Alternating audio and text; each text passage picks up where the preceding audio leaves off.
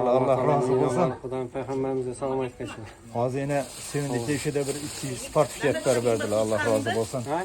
Assalomu alaykum aziz do'stlar, aziz yurtdoshlar. Xudo xolasa bize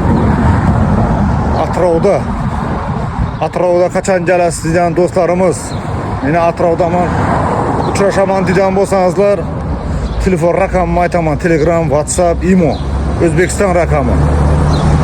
+99 894 767 85 82. Ko'pchilikli ishema yozadi, javob beravermayman, bilaman, spam etib qo'yibman, atib etavermayman. Novudan o Instagram turibdi. Sevindik zo'r, ajoyib gap yo'q. Asa do'stlar, Xudo xohlasa duoda bo'lib turinglar, hammasi yaxshi.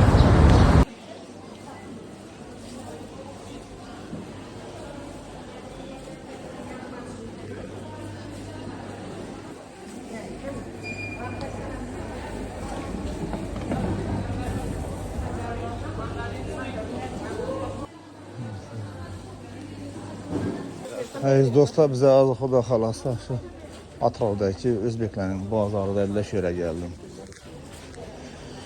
Şöyle sevindik bir iştahdan kim baş almasam. Oh.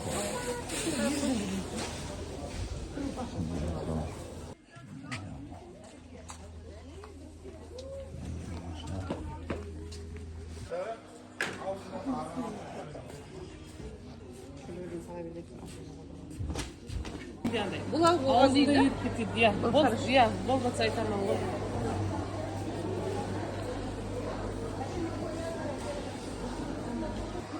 Ne yereceğim bu ya.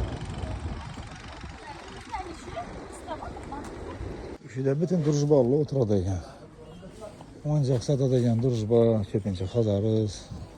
Şurada uyanın adamları bütün. Şurada yine. Az bir ikisini gördüm. Yarım adamlar bütün.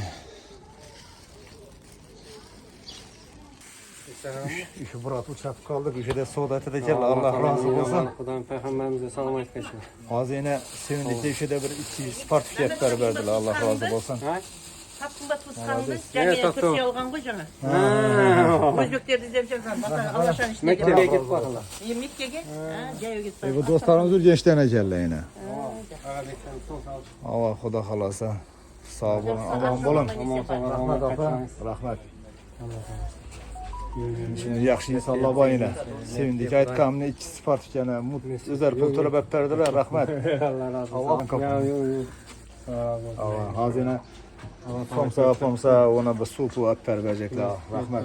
Davran Nozim ya Xorazm odamı davran boshqa tortadi-da. Birbirimizni. Hava tortadi. Şöyle yaxshi. Vallahi yaxshi vallahi. Yedeki Malades. hammasi beradi.